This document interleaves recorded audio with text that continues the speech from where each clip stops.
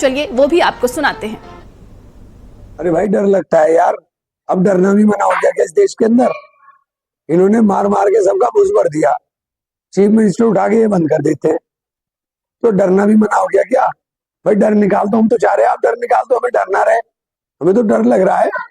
भाजपा बौखला गई यार, असल में क्या है कि भाजपा बौखला गई। भाजपा के पास कोई रास्ता नहीं है, वही उल्टी सीधी हरकतों पर उतर है, और यही उनकी जो हरकतें हैं वो अच्छी हरकतें बोलते हैं। भैया एक तरफा हिंदू समाज का मुझे जिस तरह से समर्थन मिल रहा है, प्यार मिल रहा है, और हिंदुओं ने जो मेरी सत्यता है, जो मैं असल में हूँ, वो उनको पता चल रहा है, तो सब चीजें दिखाई दे रही है, लोग चल रहे हैं मेरे साथ।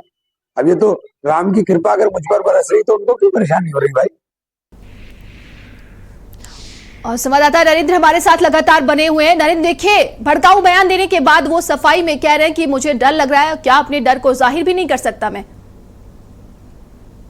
देखिए, ये जो उन्होंने बात कही है ये उस परिप्रेक्ष्य में है। आपने देखा होगा कि पश्चिमी उत्तर प्रदेश में, खास करके सहारनपुर में, जो मुस्लिम कम्युनिटी के कुछ लड़के थे उनको एक थाने में डालकर पीटा गया था, आयरन हुआ था, कोर्ट ने उनको जेल भी भेजा था, माफ कीजिए पुलिस ने उनको जेल भेजा था, और बाद में कोर्ट से वो सब बरी भी हुए थे। तो इस तरह की घटनाएं सहारनपुर में एक नहीं कई हुई है और पूरे पश्चिमी उत्तर प्रदेश में हुई है। तो वो उन घटनाओं के परिप्रेक्ष्य में ये बोलना चाहते हैं अपनी कम्युनिटी से कि भारतीय जनता पार्टी की अगर सरकार आती है तो निश्चित तौर पर मुसलमानों को नुकसान पहुंचाएगी, और उन्होंने मुसलमानों को टारगेट करके ये बयान दिया है। और इसके जो चुनावी सीजन में जो फायदे हैं वो बिल्कुल अलग तरीके से हैं। वो मुसलमानों को एकजुट करना चाहते हैं अपने पक्ष में, और इसी के तहत ये बयान दिया गया है। जो क्लैरिफिकेशन उन्होंने दिया है वो निश्चित तौर पर वो ये मानकर चल रहे हैं कि वो डरे हुए हैं, उनकी कम्युनिटी डरी हुई है जिस कम्युनिटी से वो आते हैं। लेकिन सबसे बड़ा सवाल ये है कि निर्वाचन आयोग के कुछ नियम हैं, उनका पालन सबको करना होता है। उनका मुकाबला बीजेपी के जो राघव लखनपाल हैं उनसे है, और यहाँ पर जो चुनावी युद्ध है वो त्रिकोणीय है। यहाँ पर माजिद अली जो बीएसपी के प्रत्याशी हैं वो भी चुनावी मैदान में बड़े मजबूती से चुनाव लड़ रहे हैं।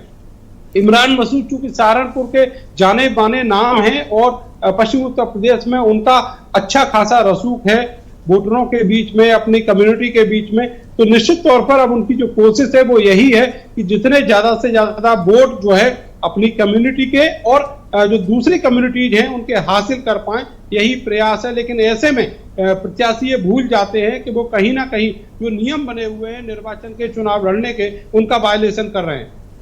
जी, तमाम जानकारी के लिए बहुत बहुत धन्यवाद आपका।